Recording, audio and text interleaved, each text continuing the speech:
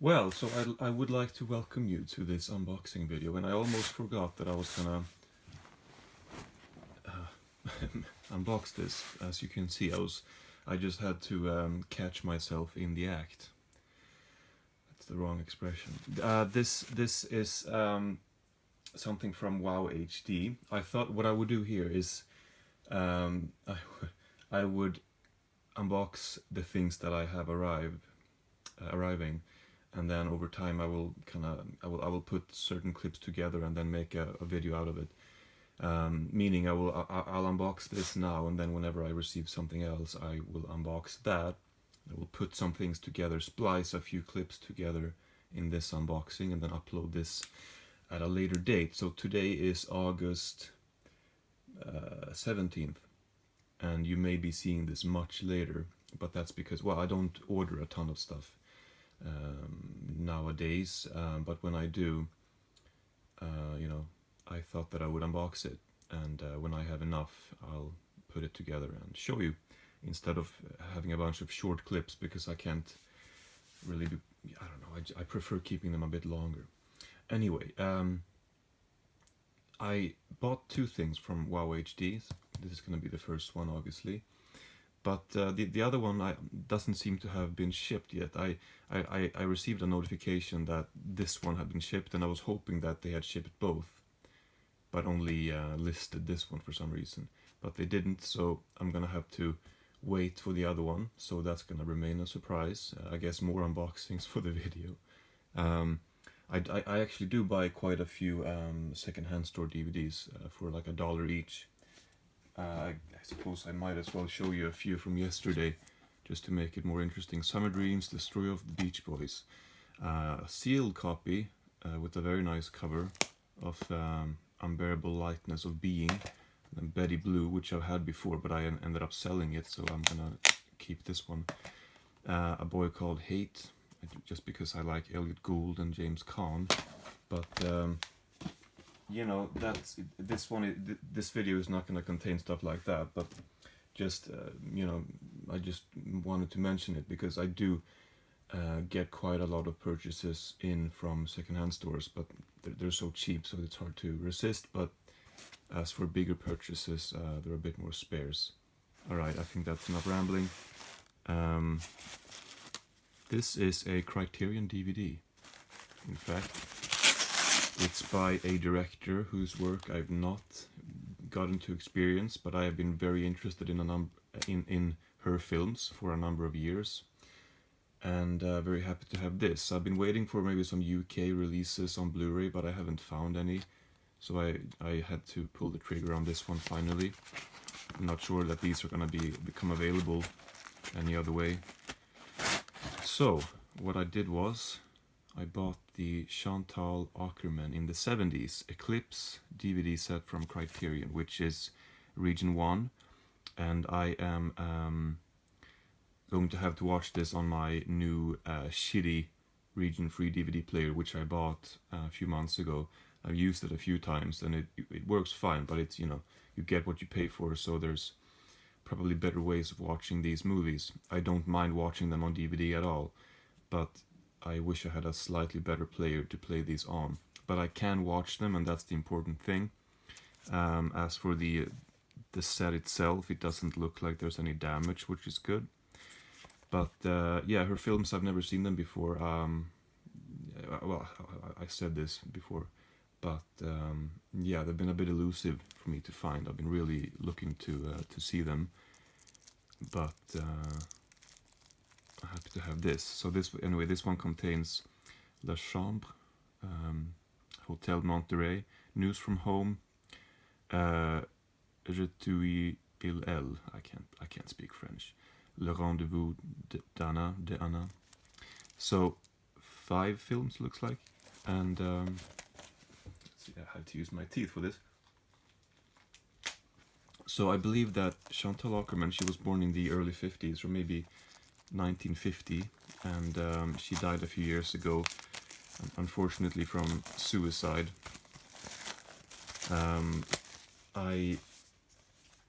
Slight creases here. I don't usually not that fussy. I was gonna say before too that this is the first Eclipse set that I own. I wasn't sure how they were going to be packaged, but this is what it looks like. I bought Criterions for close to a decade, but I never had any of the Eclipse sets, but there's quite a few that I'm interested in fact. I don't know if this set has any extras, it doesn't really specify. So maybe it doesn't, but that's fine. Hotel Monterey, I suppose we can kind of go through these. Okay, La Chambre, what's that about? In Chantal Akerman's early short film, to see the furniture and clutter of one small apartment room become... I fucked that up. Anyway, it becomes the subject of a moving still life, with Akerman herself staring back at us. This breakthrough formal experiment is the first the director made in New York. I think these are, I mean, it's in the 70s, so she was in her 20s when she made these. Hotel Monterey, under Akerman's watchful eye, a cheap Manhattan hotel glows with mystery and unexpected beauty. Its corridors, elevators, rooms, windows, and occasional occupants framed like Edward Hopper tableau. So this one looks like something that I will enjoy. I'm kind of feeling maybe that it might be similar to some of James Benning's films, which I've discovered over the past year or so. So yeah, looking forward to that. News from home I've heard good things about. Letters from Akerman's mother are read over a series of elegantly composed shots of 1976 New York, where our unseen filmmaker and protagonist has relocated. Akerman's unforgettable time capsule of the city is also a gorgeous meditation on urban alienation and personal and familial disconnection. Yeah, they're quite short, these ones. 11 minutes, 62 minutes, and 86 minutes. So, I mean, I don't know much about her biography. Oh, cool, we have some little booklets here. Maybe not too much information, but... okay, so she was Belgian. I didn't even know that. The only other Belgian filmmaker that I can think of, or two in fact, are the Dardenne brothers. I'll read through that later on. But yeah, so I'm guessing I might just start with this immediately because I'm looking forward to it. 86 minutes. In her provocative first feature, Chantal Akerman stars as an aimless young woman. Oh, she stars in this, okay. Who leaves self-imposed isolation to embark on a road trip that leads to lonely love affairs with a male truck driver and a former girlfriend, with its famous real-time carnal encounter and its daring minimalism. This film is Akerman's most sexually audacious film. And I suppose that they all have these writings. Okay, now this one has it typed or written in the, on the inside of the case. And then Le Rendezvous de Anna. In one of Chantal Akerman's most penetrating character studies, Anna, an accomplished filmmaker, makes her way through a series of European cities to promote her latest movie. Via a succession of eerie, exquisitely shot, brief encounters with men and women, family and strangers, we come to see her emotional and physical detachment from the world. I mean, so it seems like she started with some more experimental films, maybe some more non-narrative films, maybe, and then moving into narrative films. I have looked at her as an avant-garde filmmaker over the years, but I don't know. I mean, I don't know what to expect from them exactly. I get the feeling that she has done quite a lot of different things, but her style definitely seems to be sort of rooted in her personality and not, like everyone else's. So I look forward to this a lot. I mean, the more I look at this set, the more little I see more and more little dings and whatnot. But again, it's nothing too major for me to be really that bothered by. Was there anything else I was going to say? I mean, I haven't seen them, so it's hard. That's why I keep extending this by reading the backs. But I am looking forward to this. And I suppose for this video you're not gonna really get my thoughts on the films, but I haven't made an unboxing in some time, and so I thought that I wanted to do that.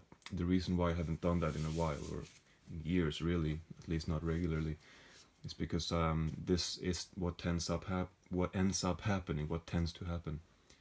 when you unbox things you don't really have much to say about them, and then you come back and you'll show them again, and it's kind of a bit of a repetitive thing. But there is a certain excitement about the reveal of the unboxing and of me seeing the thing for the first time and whatever. And I like the same thing in other people's videos. But anyway, I just wanted to do this this time. Alright, so I'll come back with the next one, and we'll see how long that takes for it to arrive. Hopefully it's the other one from WoW HD. If not, it's gonna have to be something else. I guess we'll see what that is. Okay, we are back. I am back. I am exhausted. Today has been a very interesting day. I'm back with the second package. Today is August 24th. I did a few errands right now, and it's not terribly warm. It's pretty nice outside, but in the wind it's pretty chilly and cool and really nice weather. So I had a few errands to run, and the main one was to go to this second-hand shop that's about 5 kilometers away. So I got on my bike, I went away. It was a really nice bike trip. I genuinely enjoyed being on my bike. It was really nice being outside in this weather. And then when I arrived at the second-hand store, now I stood in line. I felt my blood pressure completely drop because I'm an idiot and I didn't eat before. But I usually don't, and it's usually fine. But today, for some reason, I was about to faint, and so I had to sit down in this big line of people, you know, feeling all stupid, and then I had to leave, and I had to go and get something to drink at a nearby shop, and then I had to come back, which completely bummed me out because I wanted to be there early. Like, they're only open 3 days a week for a couple hours, so the things that they get in, I want to sort of be there first, so to make sure that no competitor of mine is there to get those things before me. But it wasn't really that much that I could do about that this time. I did find a few things, but on my way home I went and I picked up the package that I believe I referenced in the last clip, also from WoW HD. I actually went to the wrong place to pick this up, and she was like, no, this is not the post office where we keep it. You have to go to this other address. Oh, 2 mistakes in a day. Okay. Anyway, I'm home now, feeling okay.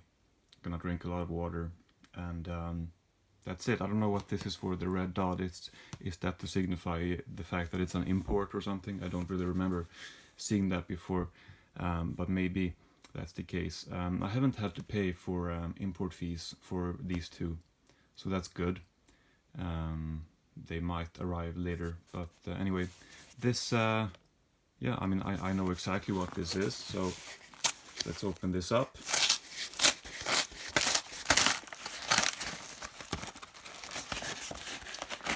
And it is a little film called Samurai Cop. Now, in the previous video I mentioned that I don't have a region.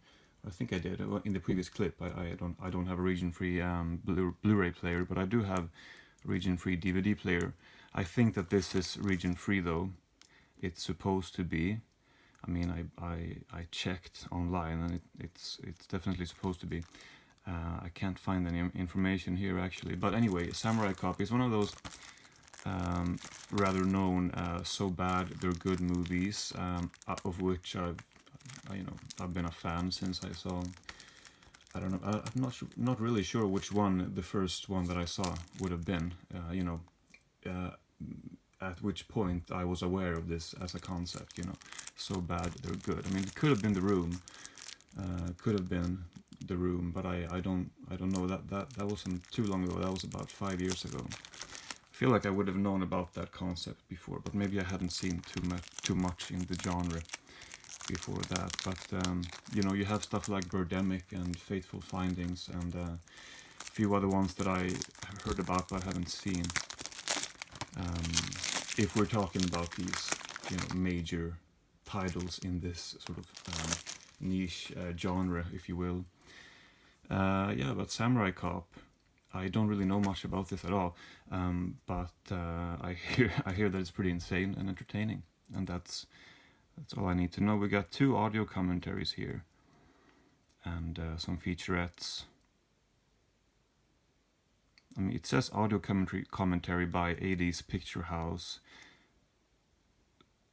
I don't understand if that's 3 commentaries, and if so, if this remembrance thing is well, why is that in the middle then? I don't know. Whatever. But yeah, Samurai Cop. I have nothing to say about this, but I'm looking forward to watching it. And yeah, is that all? I suppose that's all.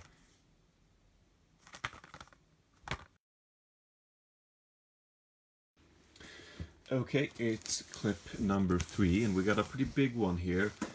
Although this is from Indicator, well, from Powerhouse. So we have 1 title here. 1. That's it. But they package it well. It may or may not be a box set. Very mysterious. So today I was at the driver's whatever you would say in English. I had to renew my driver's license. It's been a decade already since I received it, or since I got it. And then I went and I picked up the package, and I'm really excited about the package. But I thought before that I'm going to talk about the 2 that I unboxed previously. If you're not interested, I am going to try to remember to put timestamps in the description, so hopefully you can jump around as you please. I may have added something like that in the beginning. Information about that. Anyway, oh, by the way, I was gonna renew the driver's license, and it was a bit of an awkward situation. I felt stupid, which I often do, because I was wearing my shirt, my Brian Eno shirt, which has his face on the front of the shirt. And so it's a sort of a self-serving booth or whatever, the photography place. You go in there yourself, and you're standing up and you take the picture. And I'm quite tall, so the camera was situated further down than what would have been appropriate for me. So it caught the face of Brian Eno on my shirt, and I didn't realize that. Somehow, after the picture had been taken, I was like, that has to be a stock image. And I could clearly see that it was a picture of Brian Eno on the on the screen. It said like picture not accepted. So I just thought that it was a stock image. I mean, my mind processed this in half a second. Then I moved on, and I tried to take the picture again. And the camera was obviously taking an actual picture of my shirt, and it just happened to perfectly capture the face of Brian Eno. Well, I guess the camera captured it perfectly because it recognized the face, obviously, but still, it was a little bit odd of a situation, so I had to go and ask, like, something's wrong here. And then we noticed, well, it's your shirt right there that it's taken a picture of, and then I felt really dumb. Anyway, it's over with. I have another driver's license for the next decade, so that's nice. Maybe by the time I get the next one, they will have upgraded the technology further, so we have another awkward situation then as well. Anyway, let's see here. Sorry about that. Let's just start by talking about Samurai Cop. This one was, I mean, it's in the area, in the genre, if you will, of movies that are so bad they're good, quote unquote. We have stuff like The Room and Fateful Findings, where there are scenes that are pretty I can't think of the word, but pretty insane. And there aren't necessarily any scenes that are as insanely absurd in this movie. There's a few little things, but generally it just, the whole pace of the movie is so entertaining. It's so consistently off a little bit, and then obviously some scenes are very much off. but there's no what the fuck moments in on on the level of Fateful Findings necessarily, but it's such a hell of an entertaining movie. I really enjoyed this. Really fun. The Blu-ray is good too. Audio commentaries, like I said, there's 3 of them here. I listened to one of them, the one with Matt Hannon, who's the samurai cop with the star of the film, and then there's one with was that Mark Fraser, this guy, which I have not listened to. But yeah, good commentary. He's a likable, pretty eloquent person, and he definitely has distance, that the proper amount of distance to the film. So it's interesting to hear him talk about it. Anyway, so I would recommend it. And now to this, something completely different. Monty Python reference. This Chantal Akerman in the 70s. So the first disc that contained Le Chambre, which translates to the room, as I figured out watching some of these, there was other mentions of the word, and I was able to figure out that means room. Anyway, Hotel Monterey and News from Home. They are more experimental. She made News from Home after these. No, did she? I think she made J'ai tu il elle before News from Home. But these 3 are quite experimental. They are non-narrative films. They are inspired by the sort of new American cinema, the new avant-garde, and that sort of came up in the 1950s and continued on into the 70s and maybe later as well. And they are very interesting. Le Chambre sort of has this camera spinning around in a room, and then Chantal Akerman herself, I'm pretty sure, she's lying in bed, and the camera sort of slows down as she enters the screen, and then it keeps going, and it's sort of, the camera seems to want to go back to her.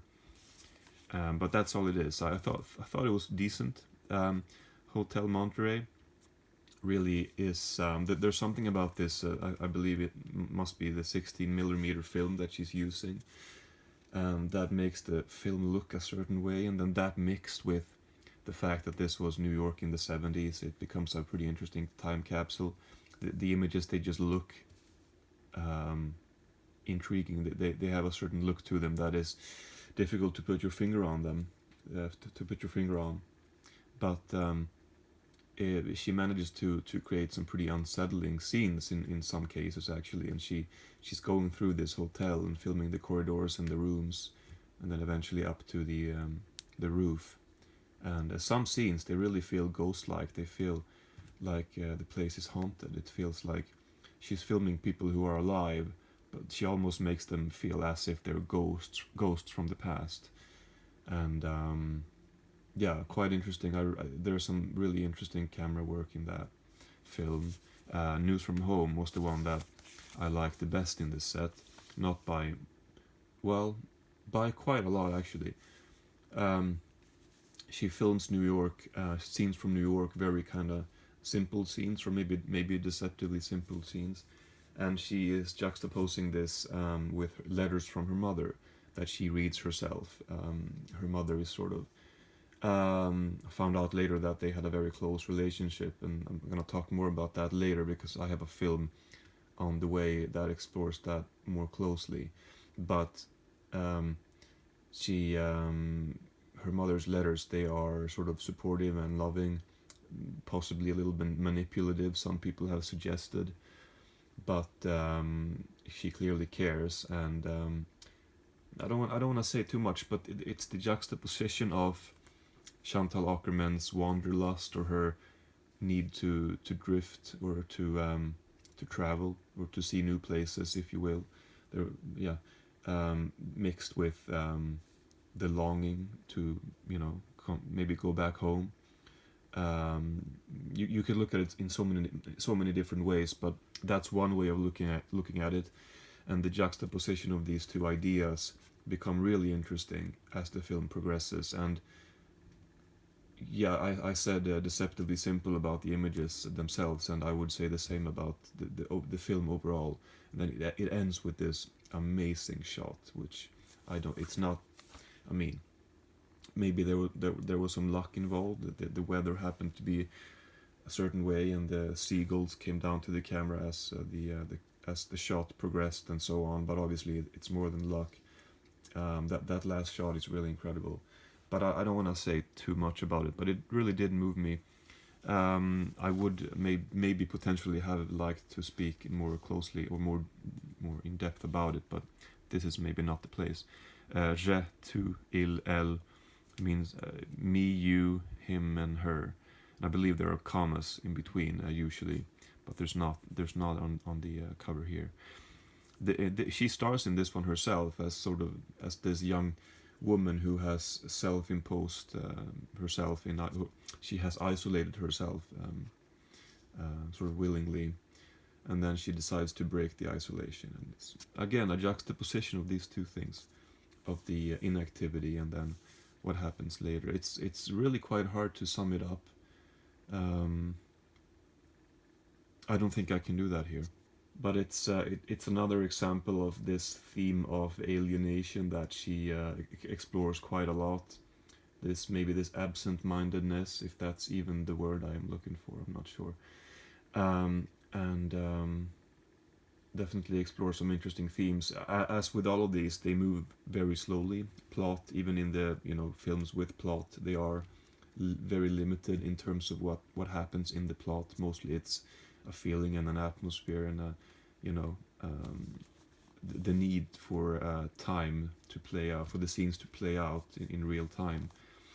And then we have the meetings of Anna, or Le Rendezvous de Anna. I think she was called Anne with an E in the movie, but whatever.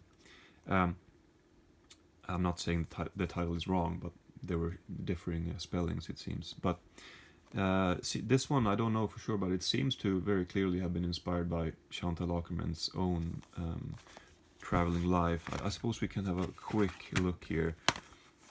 So just in terms of when these came out. So Le Chambre 1972, Hotel Monterey 1972 as well. News from Home says 1976. I think I've seen some different dates online potentially, but 1975. So she made this one before News from Home, and then finally this one in 1978. So this is more advanced in terms of plot, but still very minimal. It relies on a heavy use of time, just scenes playing out. Nothing really happening as this character of Anne is traveling through Europe from sort of Cologne in Germany to Brussels in Belgium, and then to Paris.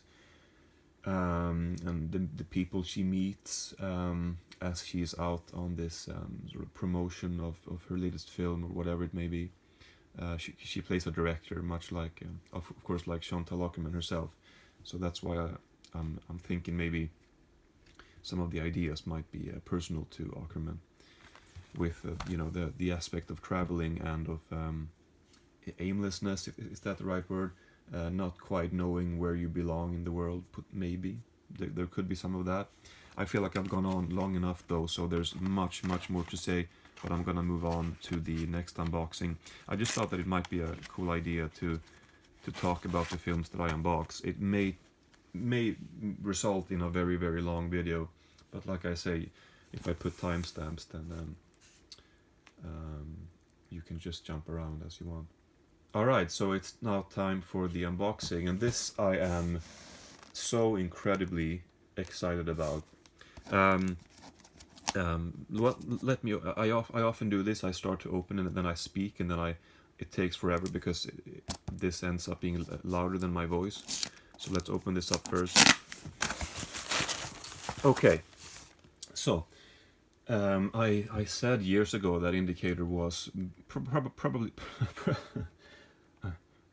my favorite boutique label, or label in general.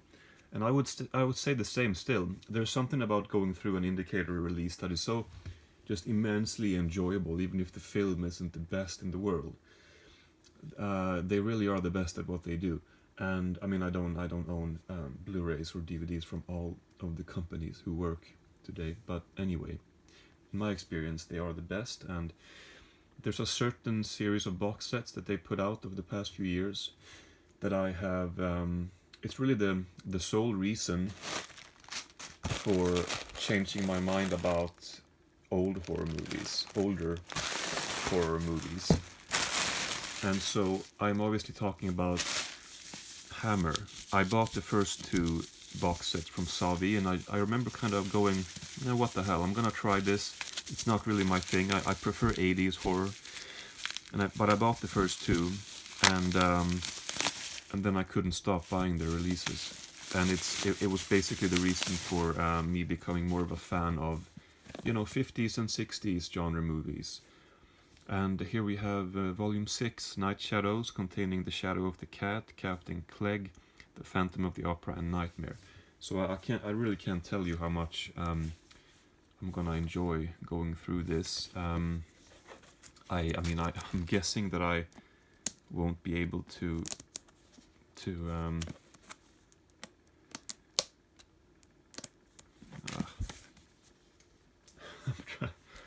trying to open this.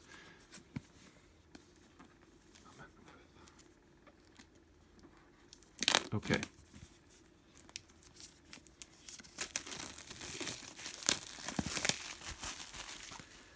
So, I'm obviously gonna have to come back later on and talk about the films, but I've gone through the contents and been drooling, so looking forward to watching the films and going through the extras. Yeah, I've not seen these films before. I know that Captain Clegg has been put out, I don't know what company actually, but could have been maybe Network. I assume that this release is superior. I don't know if it contains everything that the old Blu-ray does. Hopefully it does. If it doesn't, I guess I'm gonna want to get that eventually as well. But I'm thinking it might not be necessary. But anyway, for hopefully really entertaining movie, I'm sure they will be entertaining. Yeah, okay. So, Hammer Volume 6. I may not be able to finish this that quick, so I don't know if I'm gonna come back to talk about this box set in this video. We shall see. But really happy to have it. And here we have a poster as well, which I'm guessing is gonna be hopeless trying to show on camera. I'm just gonna not show it actually. I'm thinking if there's anything else I wanted to say about this. I guess not. I guess I could say that it's been very hard for me to keep up with the releases from Indicator. I've attempted to do so, to get them all. I've said in the past that I really would like to have all of them at some point. I mean, I do sell things if I don't like them. If I think I'm never gonna watch this again, I don't really see a reason to hold on to them. But I at least want to own them all at some point and experience the films and the extras. But it's proving to be quite difficult because I've fallen behind severely. So there's quite. There's almost 100 releases that I don't have, including all of the ones that I didn't, catch when they were in their limited run. So standard releases, and then including box sets as well. I don't have and whatever, so almost 100 in total. So that's never gonna happen. I'm never gonna get them all. That's fine. I am going to have to get the ones that are the most important to me, and this one was definitely one of them. I would like to get the Fu Manchu set, and hopefully that could happen. But the noir sets, there's already 4 of them. I'm just gonna have to skip those unless something changes. Okay, and now to the next unboxing. All right, it's what is it? September 12th. Let's see. Today is a rainy, windy day, and but I had a package to pick up, damn it, and I don't have a car. I have a bike, so I defied the storm, and I returned triumphant with my loot. Actually, it wasn't really raining that much when I left, if at all, but it was sort of in the air. But on my way home, it started to really pour down, which is just typical. Let's see, I ordered something here. This is unboxing number 4.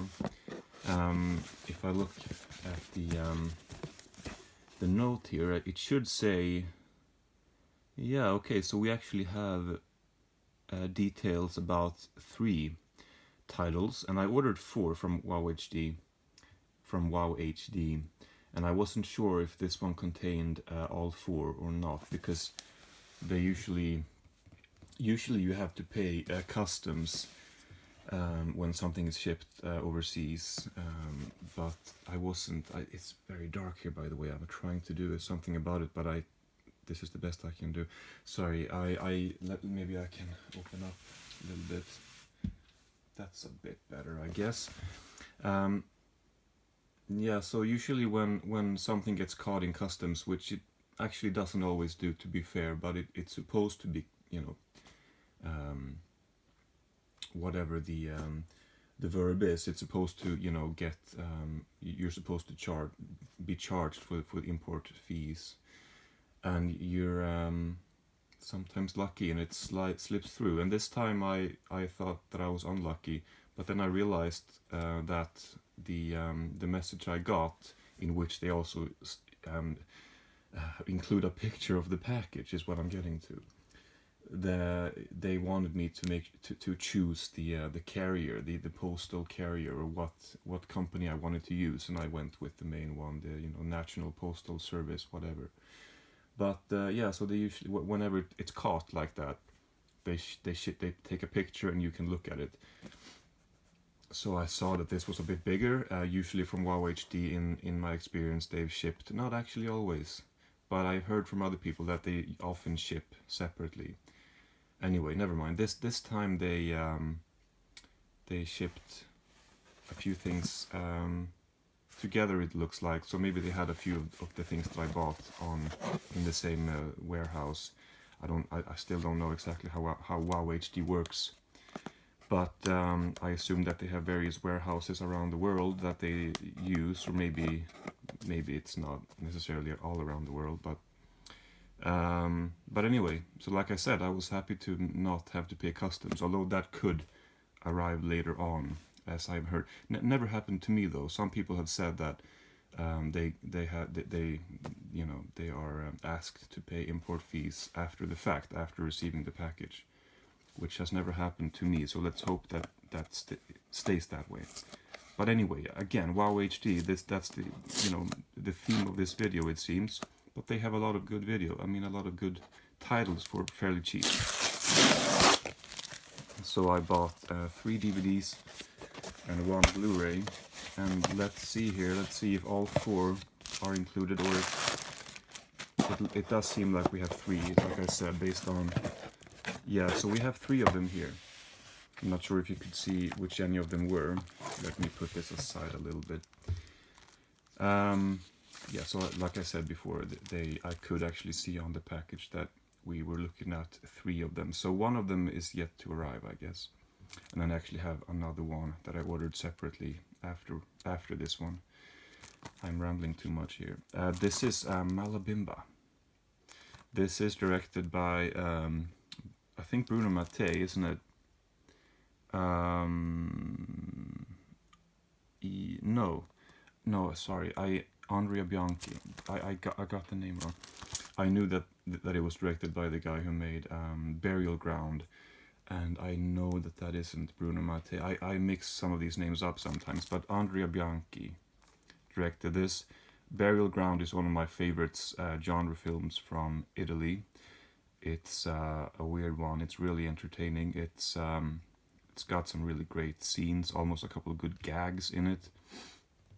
And the zombies look good, and it's well shot. It's genuinely a good horror movie, really goofy too, and out there. This one is region free, so I guess I can mention once again, and you have to apologize, but it's, whenever I record a video where this is,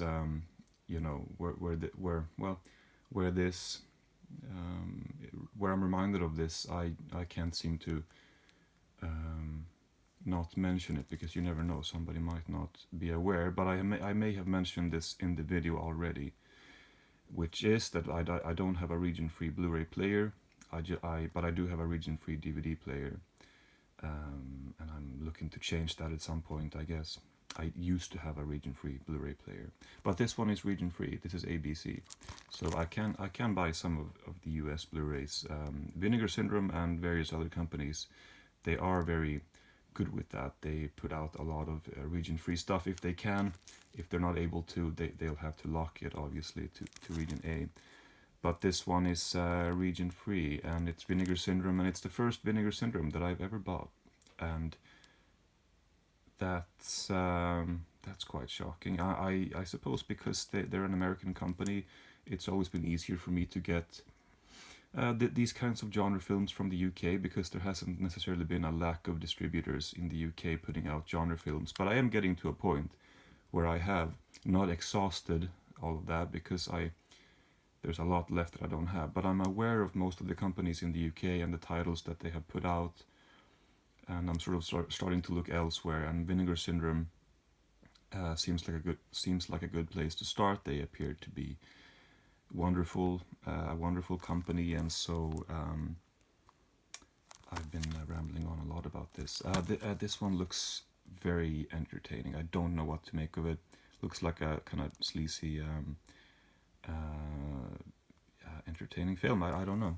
This contains, let's see, Malabimba Uncovered, interviews with the actress and the cinematographer. Brand new audio commentary with film historian Sam Deegan. I know who she is, but I can't seem to pronounce her name. Heather Drain and Kat Ellinger. I know that Kat Ellinger and Sam Deegan, they often make commentaries together, but I don't know who Heather Drain is. So a couple featurettes. This one looks very entertaining. So let's go with this one next. This is Action USA. So I'm not sure that I mentioned this exactly, but sometimes with with respect to my player situation, my region situation, I sometimes opt for the DVD as opposed to the Blu-ray, or I have recently done that, and I intend to keep doing that. Which you might ask, why don't you just invest in a Blu-ray player, a region-free Blu-ray player? And maybe I should do that, but it kind of it's one of those situations where I don't have a ton of funds, and so when I do have something left over, I want to buy movies. I don't necessarily want to buy technology, because movies make me happy, and there are a few always a few Blu-rays or DVDs that I'm looking at, like, okay, so for my next funds I'll be getting this thing or this thing, and I have a hard time letting go of that and instead getting a player, whatever. I don't necessarily have the funds, so I choose to, for the time being anyway, I choose to buy DVDs over Blu-rays. So with this one, actually, I know Vinegar Syndrome put out Action USA. It was limited, out of print, probably pretty expensive to get. This one is bare bones, and it's a DVD. It's from MVD. And so this is just so that I can see the film. I would love to have a better release of this. I would love to have the Vinegar Syndrome Blu-ray. I don't know exactly what the extras are like on it.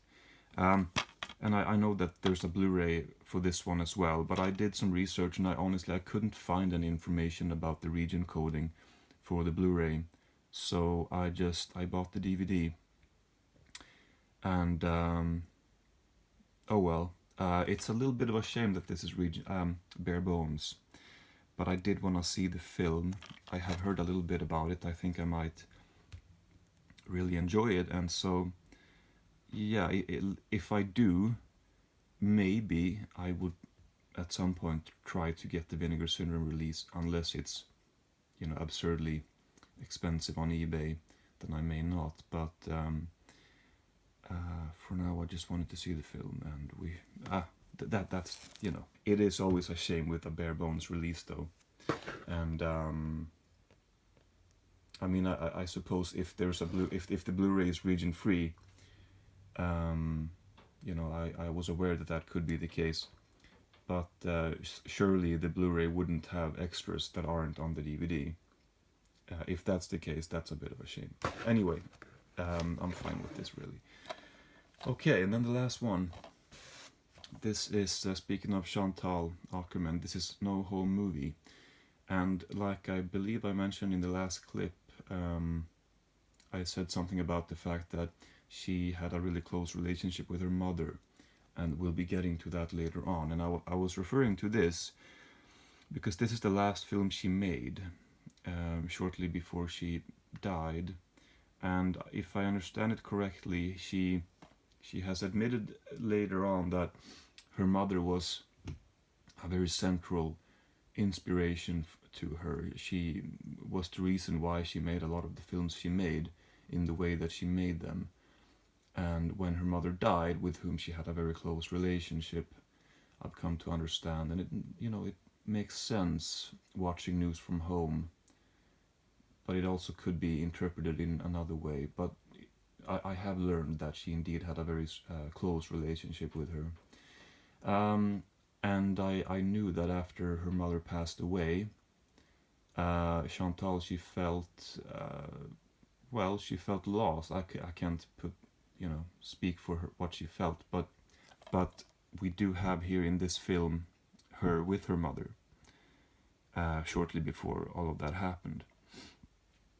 And let's see what it says. The final film by Chantal Akerman, arguably the most important European filmmaker of her generation. No Home Movie is a portrait of her relationship with her mother Natalia, a Holocaust survivor and familiar presence in many of her daughter's films. Right, so I've only seen the 4 that I mentioned, but I do have another one coming, including containing another 4 films. So that's gonna. I'll make sure to make this video long enough so that I can include that DVD as well whenever that arrives. Yeah, so this is a bit seems to be a kind of a visual diary of hers as she spends time with her mother. This feels quite heavy. I don't know if it's just a heavy case or if there's a booklet inside. I'd like to have a look. Yeah, so I don't know really exactly how many films for which her mother was an inspiration, or in which she had a strong presence, as it says here on the back. But she obviously does in this one.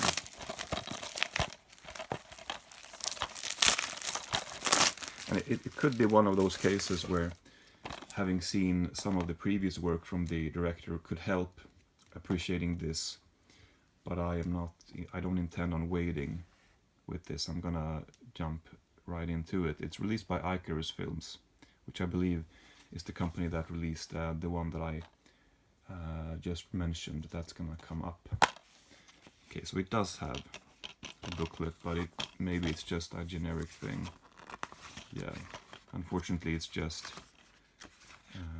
advertisements about some of their other releases. I actually have this one, not their release. This is a 3-disc collector's edition. I found a French DVD of this, which is English friendly, but this has a bonus film. Interesting. Completely off topic, but that's interesting. I'd like to get that DVD now. Anyway.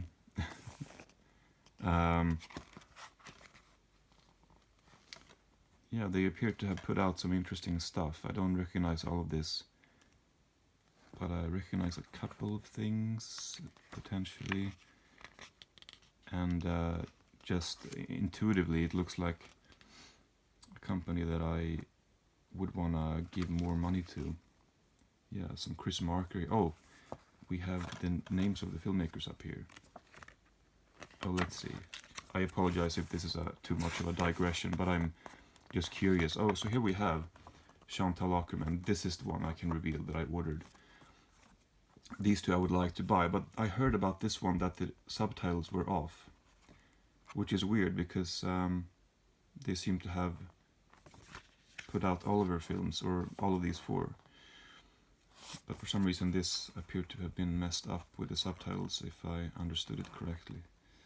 I don't know about that. I should look more into that. what other filmmakers have they featured? Patricio Guzman, I've seen a little bit from. And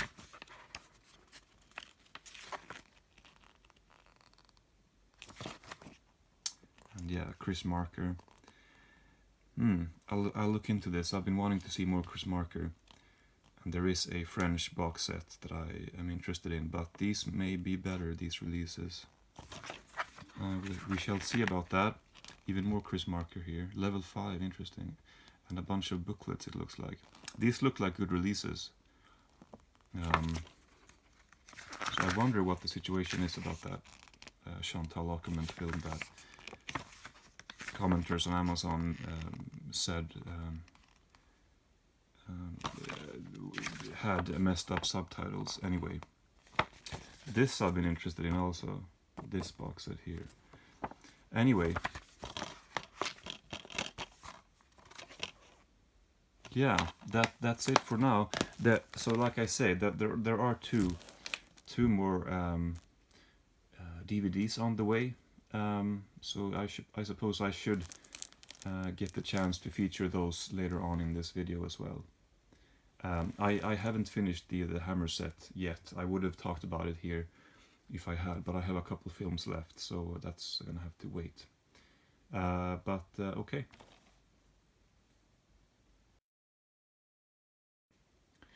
Okay, today I was met with a very nice surprise when I opened up the mailbox. I know I have these two things on the way, but I didn't necessarily think that they were both gonna arrive today and at the same time. So I'm really happy about that. I don't know what I'll do today, what I'll do about, it's September 14th, by the way, I can mention right away, so only 2 days later after the last clip. But yeah, I don't know if I'll end up reviewing everything in this video, or if I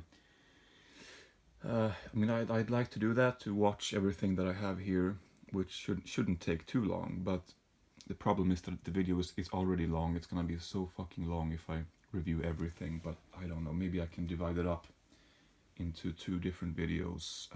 That might be the best way to go about this. But then the problem is if something else arrives before I've seen everything here, I'm gonna want to unbox that. I suppose I could start a new video with that. Anyway, I haven't even decided these things myself. What I'm gonna do actually, I'm gonna open these 2 up, and then I'm gonna end up watching these, then talk about them in this video, or maybe I'll end up making this into 2 parts. And I will also do the same.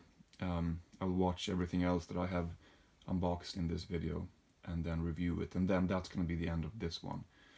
And if I keep doing this later on, it's gonna be a different video. Okay, anyway, right. I always end up rambling, and I don't really need to. That's why my videos are so long. Okay, so this one, I mean, I know what these things are. Once again, I didn't have to pay import fees, but you may see about that. Maybe I'll have to do that later on. I don't know. Here's a DVD. Who put this out? I don't really know. I wanted to say Kino, but I don't think it's Kino. It is Kino. This is a film called Rites. It's Valerian Borovchik. I may have mentioned him. I'm not sure if I mentioned him in this video, but I did recently in some other video. I became quite a fan thanks to Arrow, because they put out a lot of his movies on Blu-ray. And then I've been trying to find some of the other stuff that he did, and this is one. And this is available on Blu-ray, but yeah, you know the story. Brief von Paris, 1976 short film as a bonus feature, an audio commentary by film historian Daniel Bird, an interview with star Matthew Carrier. Yeah, 1987. Cult director Valerian Borovchik's subversively erotic final feature. He returns with a vengeance. I don't need to read all of this. This I'm just buying this because it's Borovchik, and release sounded good. And now this one, I think I know what this is, but it's a pretty thick package. I mean, it must be what I think it is, because that's the only thing that I'm expecting. It is a box set granted with 4 films, but I was thinking that it was going to be like a pretty, just a keep case, because the films are quite short, I think. Let's see though.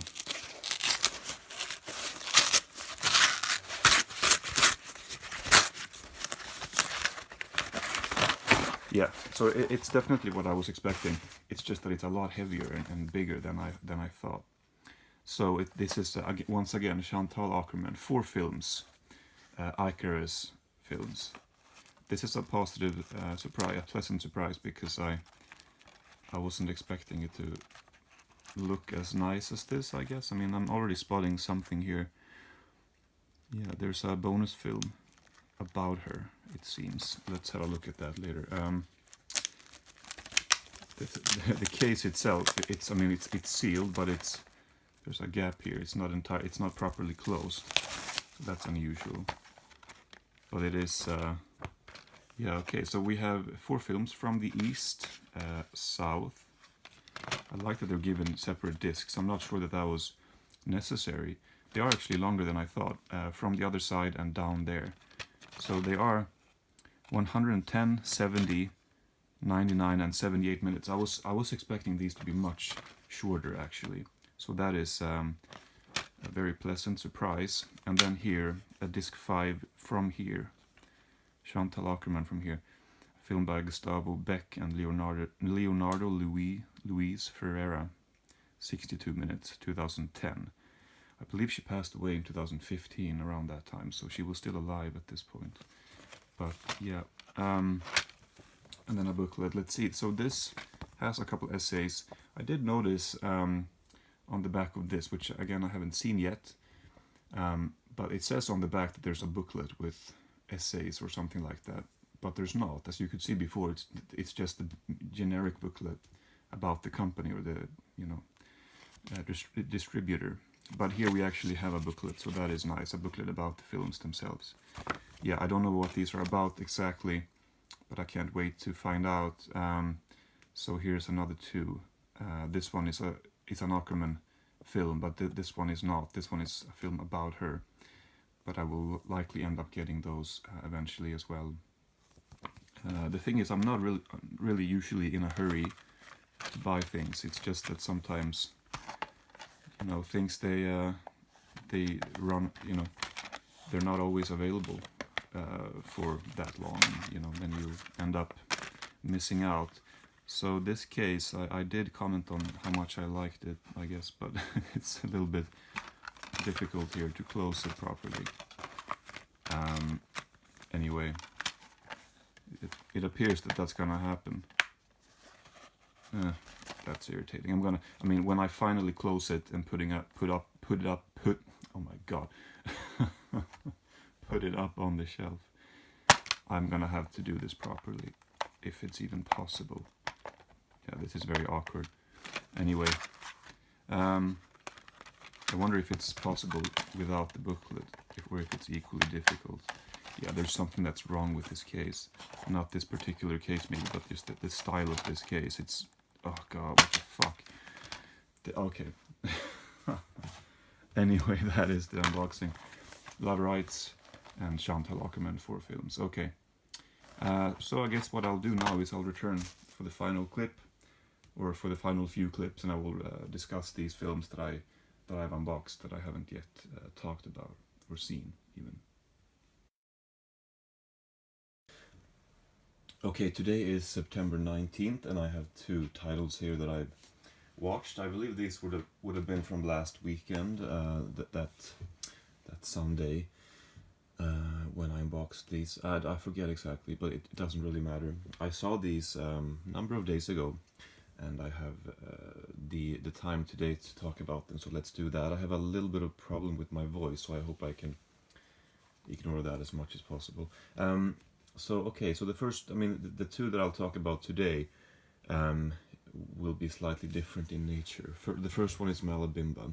So, yeah, This I was mainly buying because of Andrea Bianchi, because he directed Burial Ground. Like I said, I was expecting this one to be another sort of gem, another really entertaining film. Maybe some of the unintentional nature of the entertainment would be there.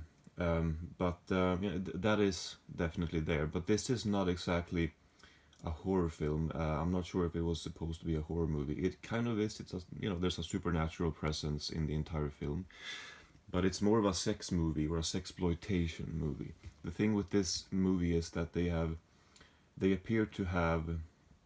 I mean, there's a lot of sex scenes, a lot of nudity in the film, but for some reason, when it appears when it was going to be distributed, um, some theater or it was to be released in this X-rated theater, and the distributors decided to insert some hardcore scenes, porn shots.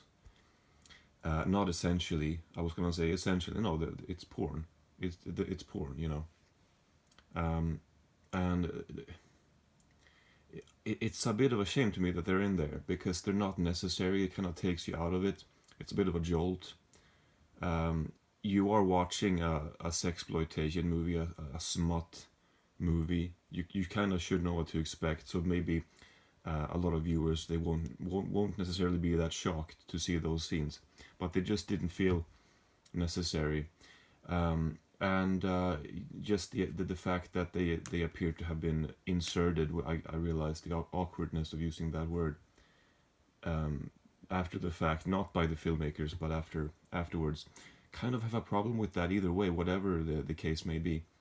So yeah, there's that to consider. I'm not a huge fan of that part. I mean, I saw a movie recently called In the Realm of the Senses, and there's very graphic non-simulated sex scenes in that movie, but it seemed to make sense for the story, and so I had no problems with them.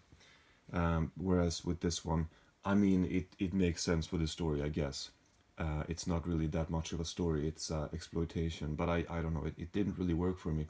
I enjoyed a lot of the film, but and that wasn't the only problem. It was just not that exciting most of the time.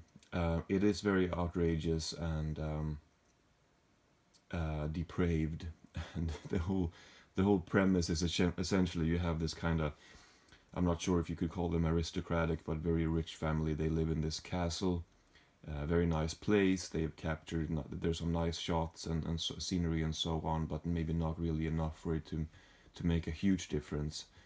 Um, but the movie starts with this like seance. They've invited somebody to contact this dead person from beyond the grave, and then this dead person ends up inflicting this sexual lust on the people, or one of the persons in at least in this house, who is this very um, I can't quite figure out that character, because she's supposed to be 16 years old, and she's very childlike. She plays with her stuffed animals and brings them with her, and then she has this sexual awakening, and she takes this to quite destructive measure, lengths, whatever.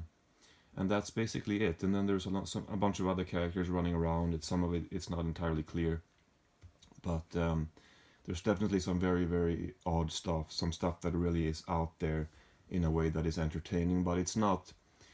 Um, there's something that's stopping it from being my kind of movie. I really enjoy the outrageousness of it, but at the same time I found it to be kind of dull, and so I'm sort of sitting firmly on the fence in a very frustrating way. I don't really know if I like it very much, but it was an interesting experience, I guess, and I'll keep hopefully watching some, experiencing some more of his films. Maybe the next one will be more in line with what I like. But there's commentary here, like I must have mentioned that the people in the commentary, I recognize two of them. They're obviously fans of the movie. They seem to know each other pretty well, and they're having a lot of fun with it. And so they sort of made me appreciate it more in some way, just to enjoy the ride with some other people and getting their excitement about it, but then also getting to put this obvious nature of all the sex scenes aside, maybe focus on some of the other stuff. Knowing what's coming, you can kind of look at it slightly differently. So it was not a bad experience, but anyway, there's that. And then the Malabimba Uncovered was fine. It appeared to be an older piece, like 15 years old. So maybe this had a DVD release at one point. And so there's that. This next one is No Home Movie. Again, I forget if I unboxed these at the same time, but Chantal Akerman. In this film, I've seen. I have actually seen all of the other films, the box set from Icarus films. Those 4 films. I finished the last one yesterday, but I'll return to that maybe tomorrow. This one, so having seen 9 of her films, she does have a preoccupation of certain things, of travel, of not really belonging, and feeling the need to go places while she also misses home. That was a clear theme in News from Home, and that is a theme here as well, like 40 years later, almost 35 years later. So she's in her, I want to say she must have been in her early 60s when this was filmed. It's a film with a pretty strong central theme with her mother. She had a very strong relationship with her mother, like I said, and like I said in the previous clips, and she films her quite a lot in this. It's a diary kind of thing. It's it opens up with this shot of a tree blowing in the wind, and then there's kind of epic kind of backdrop, and I didn't necessarily think about it this way when I was watching it, so I'm happy about getting to read other people's thoughts. But it's it could almost be a reflection on how if the tree is her mother and the wind is time passing through, and eventually all things will pass, that kind of a theme. That could very well be it. That seems like an astute observation, because the film is about just that. It's about her mother and her relationship with her mother as she maybe goes from health to poorer health. And Akerman, she talks to her on Skype. She says to her how there's no distance in the world, and that's why I'm filming, and so on. But she also goes to visit her mother a lot, and she films their conversations. And then she drifts a lot, as she would do, I guess. I mean, as a documentary filmmaker, obviously. But maybe it was also very much in her personal nature to do so. So you get scenes when she's away from home, and you get this very strong feeling that, like I said, she sort of misses home. You've seen so much of her mother by then, so her absence is felt. And knowing how this would end, that her mother would die shortly after, and then Akerman, or Chantal herself, she would end her life as if not as a direct result of that, maybe, or certainly very influenced by that.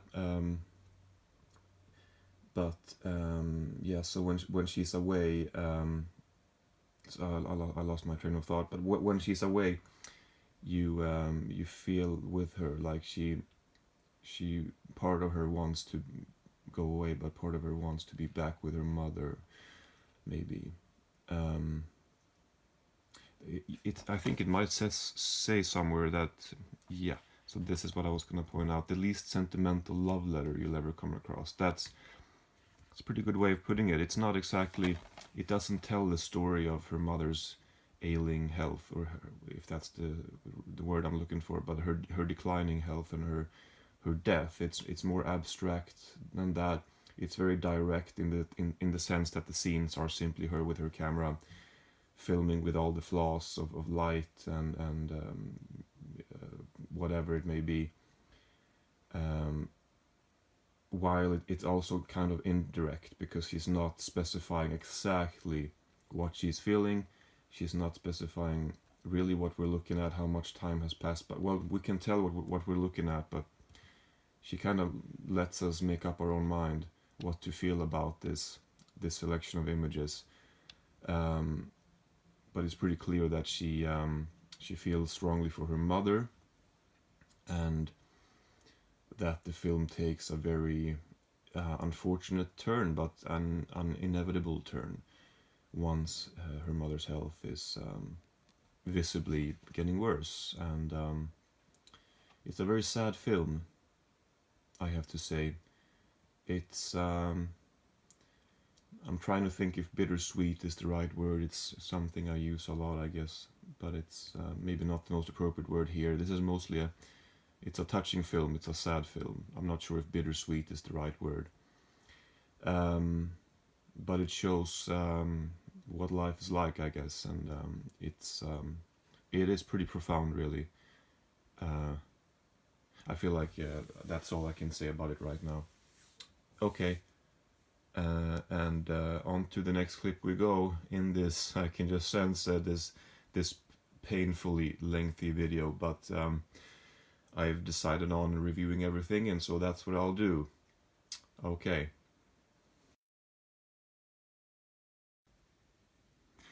Okay, well, I just did some dishes, and I cleaned up a bit in the kitchen, all that fun stuff, and I had some Leonard Maltin and Jesse Maltin on in the background. I usually like having these Sunday streams on whenever I clean or whatever, cook.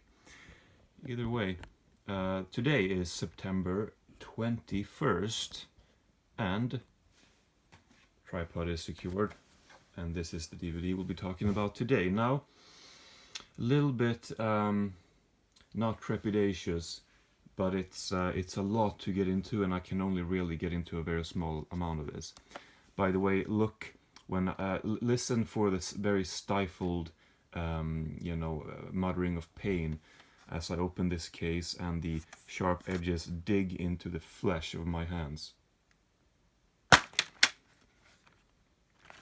It's a hard case, but I was able to figure out the how to close it. Anyway, so let's talk about these one by one. From the East. From the East is a film she made in 1993, and it follows the fall of the Berlin Wall, and she sort of travels eastwards into sort of Russia. And I'm ashamed to say I don't know the full context of what these people would have gone through after the collapse of communism and so on. But this one definitely highlighted the certain aspect of a huge shift in paradigm and in the lives of people. What are we gonna do now? And it sort of highlights that without really telling the story, without a word of narration, without a word on screen. If somebody's speaking, it's not subtitled, which rarely happens, to be honest. People are normally not speaking, it's just observational. But the way this film seems to pay tribute in silence to these people in limbo is really remarkable, and it's very moving. And it's a film that I sort of, a little bit hard to wrap your head around when you're watching it. A lot of long, slow takes of people waiting, the camera sort of, what she would do a lot in these films anyway. Maybe something else I've seen too, if I think about it, but mainly these films. She sort of had the camera sort of pan very, or not, what's the word? She had it move very slowly, sort of sideways, filming something head on, as opposed to spinning it around like she does that once here, but she would move it very slowly, and she would film lines of people, and she's done this with other things or whatever in other films, but there's a lot of that, a lot of filming people. But I think she wants to get the message across that there's a lot of people who've been affected by this shift. But she just wants to portray the people. She just wants to pay tribute to them and show what it looks like at that particular point in time. So she films the snowy scenes of, I was gonna say of Moscow, I have no idea, of Russia somewhere. I don't really know where it's filmed. But she also films, a couple of scenes from like a dance hall, and very melancholy scene. Scenes from people's homes. There's a scene of a woman just cutting sausage, putting it on a piece of bread. It goes on for a couple of minutes. and watching it, it's repetitive, it's mundane, it's very good, but it's not necessarily a revelatory experience as you're watching it because it moves so slowly. But because it moves so slowly, once the movie ends, it keeps moving in your mind and it keeps building, and it becomes huge, and it's really remarkable. This is from the East here. Right. I really loved it very much. South is a film she made in 1999 in the city of Jasper, Texas, was it? Yeah, Jasper, Texas. And I believe she was supposed to be there to film a general documentary, or she was inspired by William Faulkner, I think, and I don't know his literature either. So another thing I'm ashamed to say. She found, when she was there to film, she found out about a brutal lynching of this black man by 3 white supremacists. Well, I mean, that's how they're referred to as, but I think that's pretty undisputable. And she sort of documents in her way the lynching of this man, and I don't really want to go in details because there are a few shots that are really that are very revelatory, as opposed to this, which is something else. It's revelatory as a whole, but there's a couple scenes in South. This one up here, you can barely see. It's a very nice image, but it's covered by the text. A couple of moments that truly are revelatory. A couple of scenes where she's able to. She films. It's the way she juxtaposes images, and based on what you've seen before, bring in the what you know about the story she's trying to tell, if in a very sort of fairly abstract way. She shows you images that they appear to contain information that isn't actually there, that isn't entirely obvious. If you were to show these few images I'm referring to, let's say you put a slideshow with only these images, they would be quite unremarkable. But it comes down to how she uses them and why she uses them. And it's haunting. It's so incredibly haunting, and it all relates to this this racist act, this very brutal act of violence. Yeah, fairly short. It's 70 minutes, but she appears 70, and so she appears to wanna just give the impression of this town, or I think maybe she filmed in different places, but I guess that's the lies of cinema. You can kind of do what you want, but she manages to evoke this community and this atmosphere where this would have happened. And some people have criticized it on the grounds of, I don't really exactly know, maybe not taking a clearer stance, or maybe not telling the whole picture. I don't quite know, but to me it seemed to be a very, very powerfully told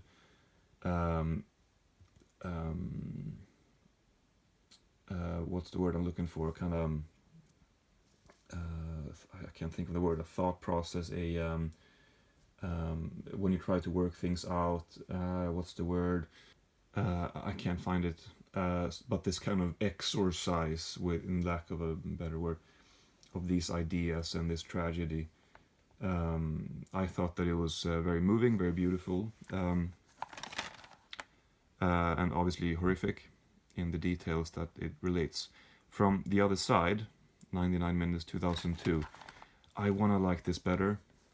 You can kind of probably tell what it's about. It's, the border of the U.S. and Mexico, and people who are trying to cross over into the U.S. and having difficulty doing so, and then the film crosses over itself, and then it shows the opposing side, and it sort of shows how the wall sort of, it's a very tricky subject. Maybe you could say it shows how whatever artificial, political, and geographical impositions, is that the word I'm looking for? implementations, I don't know, onto the land we have, the way it creates things in the minds of people that aren't necessarily always there. It creates rifts where these people are living so close together, but depending on what side they are, they've grown up with very different circumstances and conditions, and it's sort of, maybe the wall signifies that. I'm not equipped to really speak about it. I'm sure there are many ideas you could point out that are much more profound than that, or much more eloquent than that. I thought that the film it's sort of, I don't want to say that it's expected what it does. It does show these people's hardships, but it doesn't convey anything that isn't expected out of such a narrative. And it shows people in fairly unremarkable ways, or the interviews that it contains. There are a lot of interviews, so as opposed to From the East, South has a bunch of interviews of people talking about this thing that happened. There's also a very long scene at the funeral. From the Other Side has even more interviews, and a lot of them are, it's a little bit basic in some ways, in a way that I haven't seen in her films before this one, and I really want to like it better. It's a horrible thing to say that I am on the fence about this one. I really don't think I'm on the fence. It's a horribly bad pun, and it's not the kind of film you would maybe be on the fence about. But it's I don't know. I didn't feel like I came out of the film with anything in particular that I had learned or that she had highlighted. But it is 20 years old. I'm trying to. This is the tricky one for me. I want to like it better, and I've tried to like it better. I've rewatched some of it and just read a bunch of reviews. Just tried to get myself to look at it in a more positive light, but it seemed to not do the problem justice. Maybe that was one of the things, but also it seemed to not have as many interesting visual ideas that she usually is so good at, and that lingers. There's a couple of shots that are very well placed, but it didn't necessarily feel like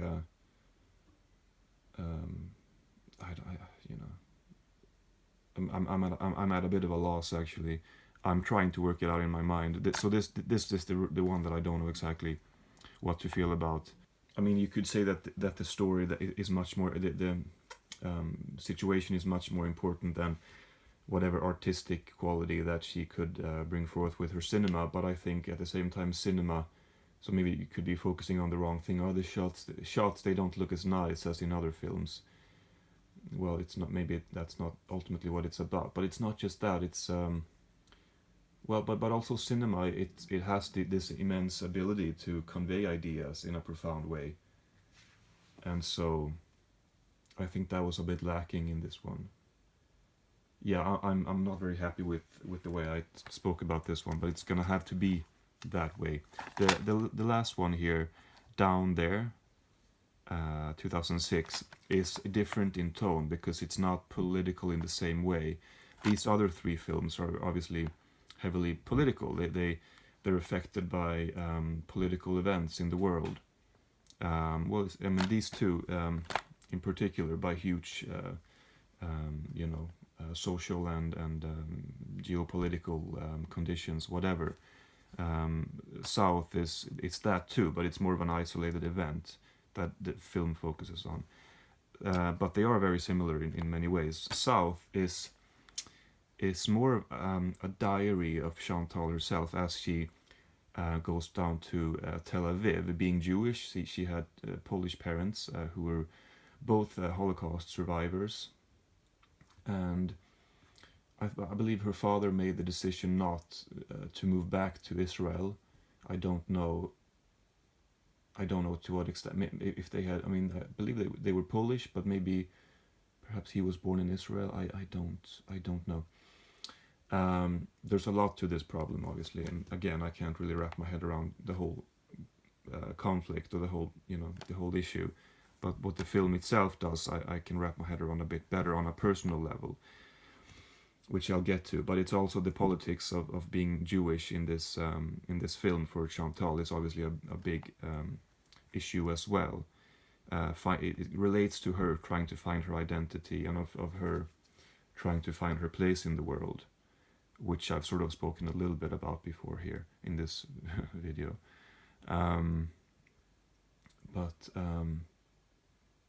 Yeah, but the film is basically her spending time in her rented apartment as she tries to work things out for herself with the film.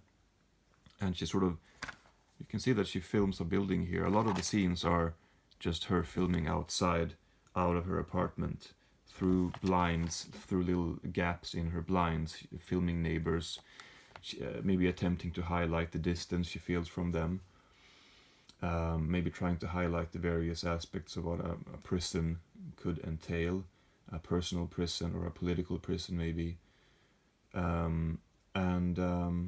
You know, it could come down to depression as well. The way she talks about some of her, some of her problems in life, some of her inabilities to act some of the time, and her inabilities to connect with certain things, or you know, maybe passiveness, or maybe a distant feeling about things rather than being emotionally attached, or rather than being it's really difficult to talk about. The images really speak for themselves for me. These two were powerful in very obvious ways. This one has so many layers to it that it becomes difficult to talk about it like this off the cuff. And let's see.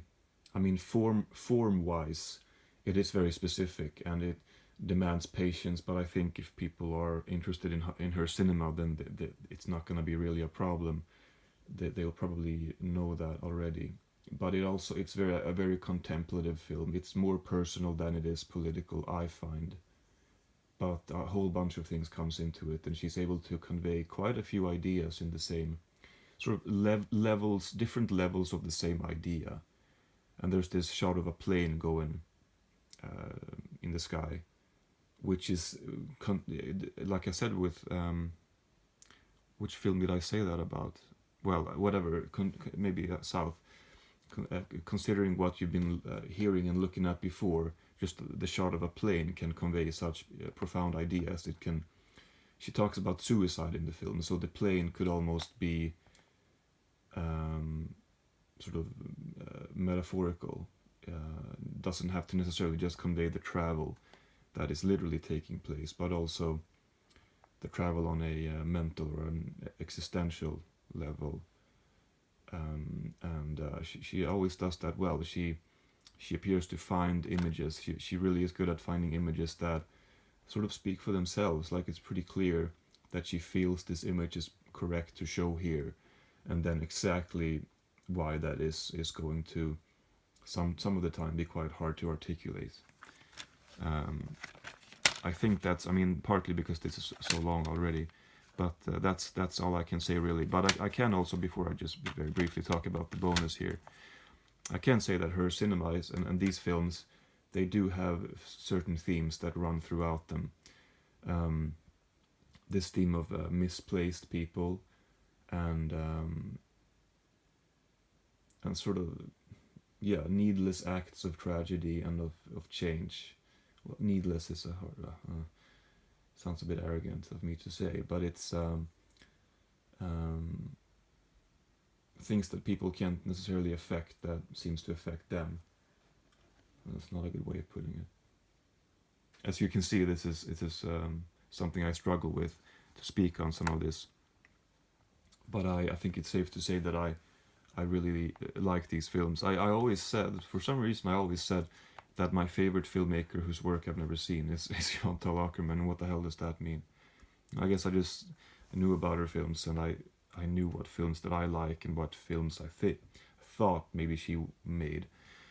And I just figured when I get the chance to see them, I think I'm going to really like them. And that has been the case for the most part. Like, really loved basically everything I've seen, with the unfortunate exception of From the Other Side. Yeah, this is gonna be a case of when I edit this, I'm gonna be kicking myself for missing some things. Chantal Akerman From Here is a film about her. You can see the names of the filmmakers here. She sort of is caught off guard when she sees this camera that films her, the position of the camera, and the fact that it's a very long fixed take. Seems to be inspired by her cinema, and so it's an interview with her from this one fixed camera position, where she's been asked fairly average questions, but she's not aware of the camera. She sort of notices it, and she seems to be a bit uncomfortable with it. There's this moment where she starts to smoke, but it's this old sort of antique building, and she's told to put her cigarette out, but she's like, just one, don't worry about it. And it's pretty clear that there's a small level of discomfort there and awkwardness, and they don't really want to tell her again, so they just let her smoke and things like that. She's able to talk about, you know what, it's an interesting interview. That's all I'll say. Whatever the things that she's talking about is fairly interesting at times, but overall, I don't know. It wasn't really that special to me. I would recommend reading the booklet though, which I thought was pretty interesting. Yeah, okay. Overall, this really was wonderful. I'll be thinking about these a lot. I'll be coming up with things that I've missed the first time around and all of that. And holy crap, this video is way too long. So let's go to the next clip. Okay, today is September 26, I think, and it's time to talk about this set. I don't have a ton of things to say. I did enjoy this, as I have with all the Hammer sets and all the sets in general, but maybe especially the Hammer sets from Indicator. But I think maybe I've reached a point where they're not as exciting anymore, because I mean, in the beginning of my Hammer journey, I've said this before, but I bought the first 2 volumes, and I think maybe along with the Bud Bedicker Randolph Scott set from Savi, but at least the first 2 Hammer sets. And I remember when I bought them, I was sort of, I'm not really interested in this kind of horror films, these kinds of horror films from this time.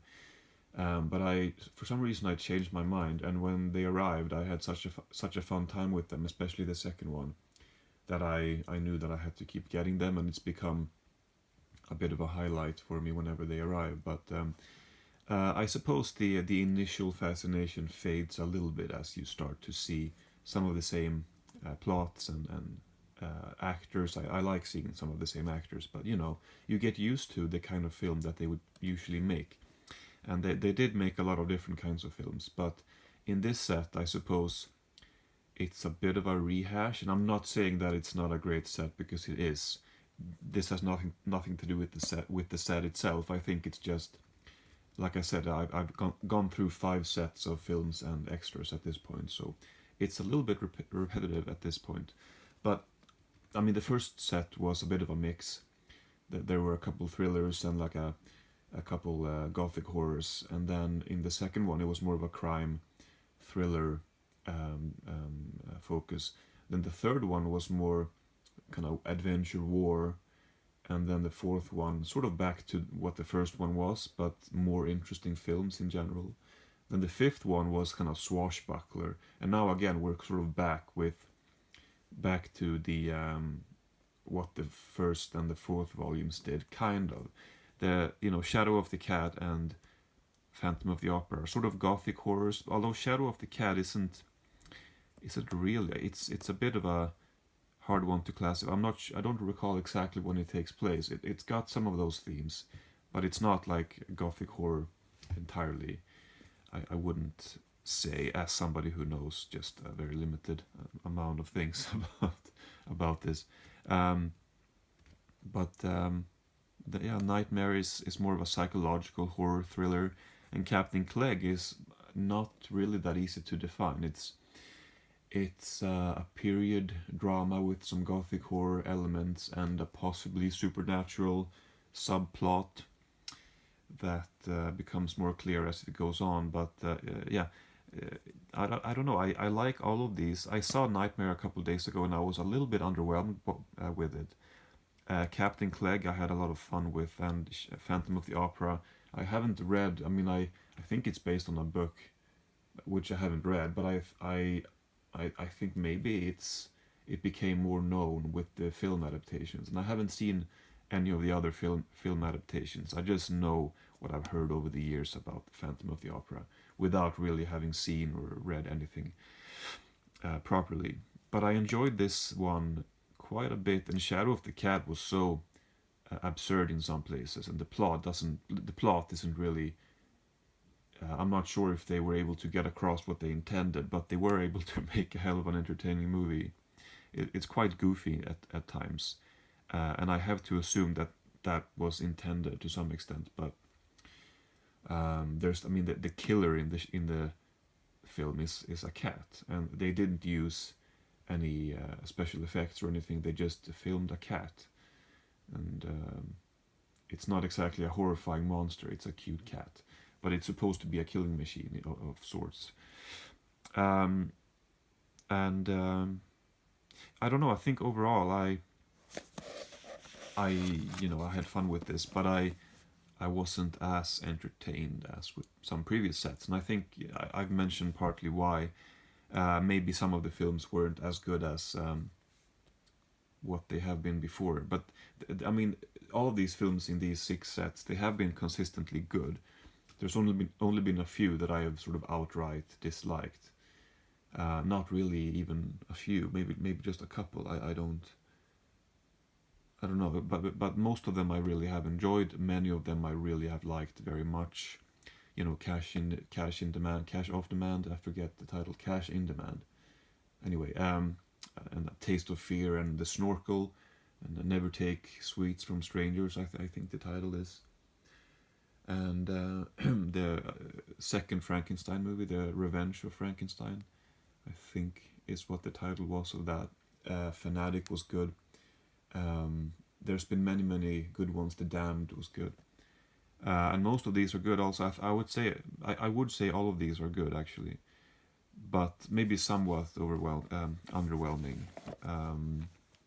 But that doesn't really, that's not an issue at all. I don't know if I really should go into depth with the extras here. There was a really funny interview actually with Barbara Shelley, who's in this, and she's been in a few of the Hammer films.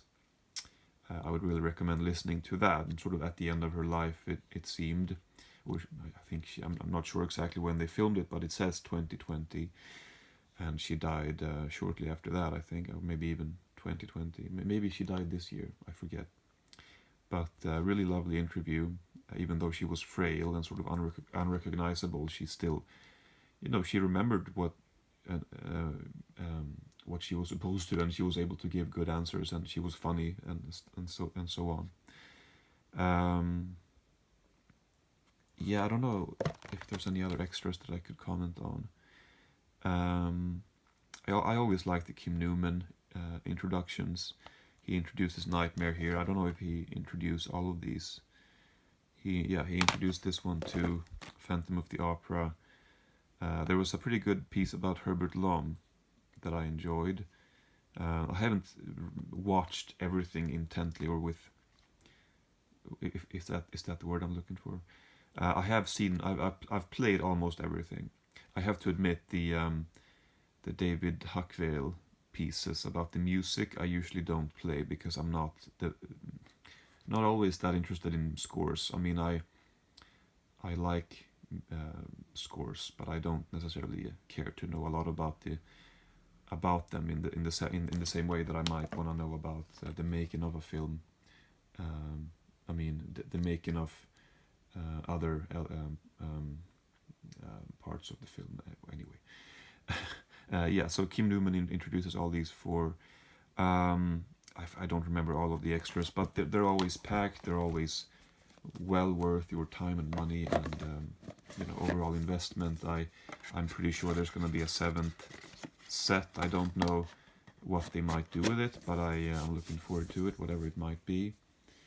And yeah, that's the Hammer set. And I do have two more films, two more DVDs. I have Love Rites, which I've seen, but I haven't listened to the commentary yet. So just in the event that I would that the commentary ends up illuminating something that I want to mention, I'm just gonna wait until I've listened to the commentary or most of it, and talk about that then. And the only film that I haven't seen is Action USA, so that's also coming up in this video in just a moment.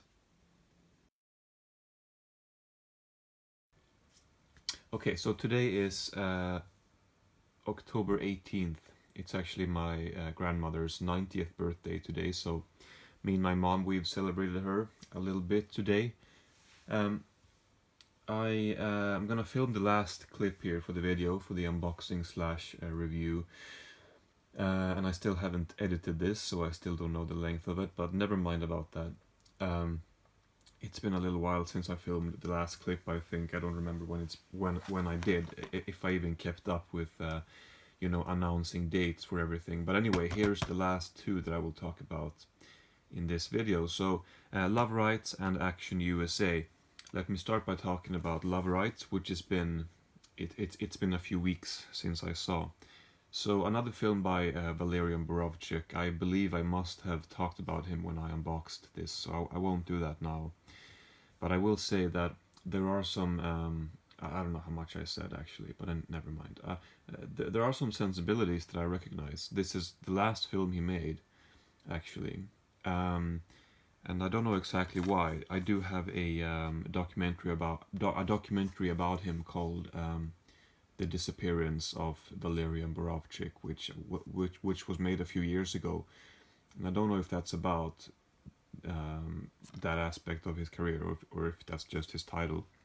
But I'm looking forward to receiving that, because he was alive for almost 30 years after this film, I think. But there are some sensibilities that I recognize from his films, like the choices of music. You have the sort of the harpsichord music that I've heard in several of his films, that sort of harkens back to a more classical period. I'm not a history buff exactly, so I don't know if the harpsichord is reminiscent, or if that sort of defines a certain era, the Renaissance, for example. I'm not quite sure, but it does put your mind in a certain space, hearing that harpsichord music, and he uses that here a little bit, if I recall correctly. There's just certain instrumentation, classical instrumentation, that he comes back to, that creates a pretty comical feeling, and a very Borovchik feeling. There's also some certain angles and objects he chooses to film in a way that immediately made me think of him. So there are certain traits here from Borovchik that I recognize. He does a few new things though. He sort of almost breaks the fourth wall, because he has two characters who come together, and they almost talk about themselves. And I mean, the way they meet, it's almost like they are intentionally delivering dialogue rather than speaking. Rather than speaking as the characters, it's like the characters are aware that they're being played by actors, and they play the roles that way, with that in mind. So you get this very theatrical, kind of forced way of speaking, which put me off to in the beginning, but I was able to get into it. There's a few scenes where this becomes a bit too on the nose, but for the most part, I enjoyed that aspect of it. But that was a little bit of a different thing. I feel like there's a certain satirical aspect to this as well, which is not unusual in his films either. But it's about the meeting of these two people. They meet in the subway. He's this kind of vain I don't know what his title was. I think the film starts with him sort of waiting for a call, the male actor from I don't know. He's waiting for a dress or something. I don't even remember. What he does it say? Clothing buyer. It says here. Okay. Yeah. Anyway, um, and he meets this woman who is very beautiful and very sensual and kind of stands her own ground, and they sort of come together. And it sort of takes place in the span of a few hours. I took it, maybe even in real time, and not much happens. They meet, they talk in a very theatrical way, like I say. They exchange some thoughts, and they kind of they get out of the subway. They have a walk, and not much happens. It sounds kind of dull when I explain it like that, but Borovchik's sensibilities. I mean, there are so many things that he does. He uses edits and animations to a certain extent, and a lot of angles and ideas that feel very unusual. I don't know how to how really to nail this film down, but yeah, it was interesting. I really liked it quite a lot, actually. Um, there's like three parts to this film. The first part in the when they meet, the second part when they walk, and then the third part. Well, that's the sex, sort of the sexploitation, or the not sexploit. I don't think Borovchik ever really made sexploitation films. I guess the erotic elements they come forth in the third act. There are some things in that scene, that sequence, that I'm not crazy about, like with the dialogue that I mentioned. But there's a lot of beautiful imagery throughout this whole film. Actually, it's just constantly trying to reinvigorate itself in its aesthetics. It seems like even them just walking from one place to another, which maybe takes 20 minutes of the film. I'm not quite sure. There's a bunch of ideas, a couple of characters who are introduced, and street scenes that they film, and there's a lot of things going on, and I liked it quite a bit. Then here, a brief in Paris, whatever. What does this mean? This translated to something else, I forget. Well, Brief von Paris, 1976 short film. Yes, so about 11 years before Loverites. Yeah, just kind of a collage, snapshot film of a trip to Paris. He films his you know, his take on Paris. Audio commentary here as well, and then an interview with the male actor. So good DVD. I definitely enjoyed this. It's an unusual film, but I'm really glad that I bought it. It's not a disappointment at all. As somebody who recently became a fan of Borovchik, it's you know, some people they referred to it as smut and sort of just sex with no substance. I don't think that's entirely true. I think there's a lot of fun stuff going on. Action USA. This is maybe the one of the least pretentious films that I've ever seen. It's called Action USA, and that's exactly what you get. It's explosions, car chases, gunplay, and all the tropes of a body cop movie, with this plot of a woman who's the witness to a murder, and they have to protect her, and gangsters, they try to kidnap her and remove the witness and whatever. It's all very reckless and ridiculous, over the top, very self-aware. I don't know exactly where I stand on this. I did enjoy it, but I sort of found my mind wandering after all the fucking explosions. There are so many explosions and car jumps. You got the slow motion scenes and the several different angles of the car flying over the camera, and the camera is elsewhere, and then somebody falls from a building and they scream loudly as the stuntman clearly is falling on towards a bunch of boxes. But it's not necessarily. I mean, it is a bit of a turkey, but it's not necessarily that only. The action is very well done for the most part, and I don't know what the budget was for this, but it looks, if they had a low budget, they were able to do a hell of a lot with it, because there's a lot of destruction and car chases and some pretty exciting scenes, but it's pretty generic, fairly generic. The action is not necessarily the most exciting thing in the world. It's just that the abundance of it and the self-awareness of it, it becomes quite charming. I had a lot of fun with it. I'm sort of on the fence a little bit. I definitely liked it. It wasn't one of those films that were unintentionally funny to a very great extent. It sort of, it knows what it is to I think what prevents this from being unintentionally hilarious is that it knows what the film is that it's trying to make. It's not pretending to be anything that it isn't, or it's I guess the audience for this would be fans of action and of low budget spectacles. I don't know. It's not necessarily. I wouldn't necessarily put myself in that audience, but I was intrigued about the film, and I had a fun time watching it. I feel like there were a few things that I wanted to say that I don't think I really was able to cover, but anyway, I'm gonna have to move on.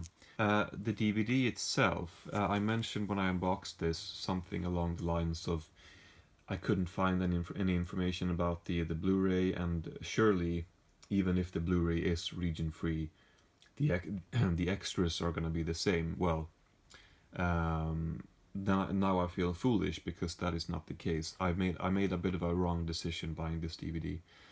I did have another look online, and I was able to find the Facebook page for MVD, and I was able to find the announcement for Action USA on Blu-ray, and through that I was able to find out that it is indeed region free, so I could have bought the Blu-ray. The Blu-ray has extras, the DVD doesn't, so I bought a DVD without the extras when I could have bought the Blu-ray for just a little bit more. So I'm pretty bummed about that, I'm not gonna lie. I'm kind of kicking myself for not looking harder. I feel like I looked everywhere and I couldn't find the region coding information, but I didn't think to look on Facebook. So I should have done that, because if I had done that, then I would have had the Blu-ray and I would have had extras, and now I'm left with a bare bones DVD.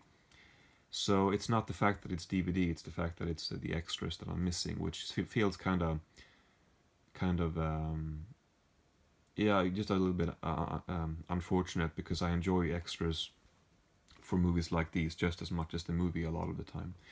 I don't see myself rebuying this movie either, so I'm just gonna have to live without the extras. That's okay, but it's just kind of, I'm kicking myself about that. Yeah, I think as always I'm not entirely satisfied with my thoughts on films, but I'm doing my best, and that is that is it for this video. You tell me how long it is. Gonna put this together, and I'm not going to make videos this length again. This was a bit of a bad idea, because I mean I could tell when I had made up my mind to unbox this certain amount of things, and then when I had also started to talk about the films that I had seen by the time another package arrived, I knew that I would do that for all of them. And then I realized that as I go on about every film, this is gonna be the longest fucking video that I've ever made. I don't know how long it is, but I do apologize for uploading a very long video. It's not gonna happen again. At least maybe some people like it, but it's a bit too much for one video, I will say. And I always have this problem of keeping them down, because I never plan out my thoughts. I just talk, and I often talk too long, and I can't quite control that for some reason. I need to get better at that, planning things out and structuring them. But anyway, that's it for this time. Like I say, the next unboxing or the next video is not going to be as long. But I can say, if you're watching this as it's being uploaded, and I haven't uploaded anything else yet, then there will be a couple of unboxings coming in the next few weeks slash months, weeks most likely, and some update videos as well. So there's quite a lot coming. Yeah, that's it. That's it for today. This has been a several week long process of filming this video, and it's now over. I'm finally gonna edit this thing. Thank you so much for watching this whole thing, unless you skipped around a bit, which is completely fine and understandable. But that's all. Thank you so much. Bye.